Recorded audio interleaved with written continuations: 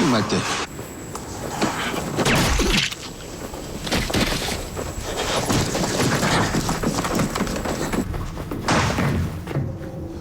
Veronica. That was her name.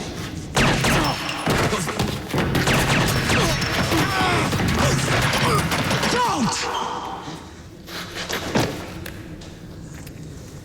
You stay down.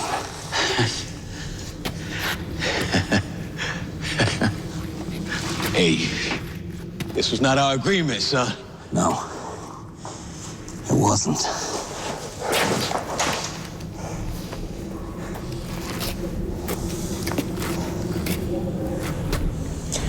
You killed a man that burned your kid alive. You're a stupid cracker, bitch. You know what happens to whoever kills me, right? I'm counting on it.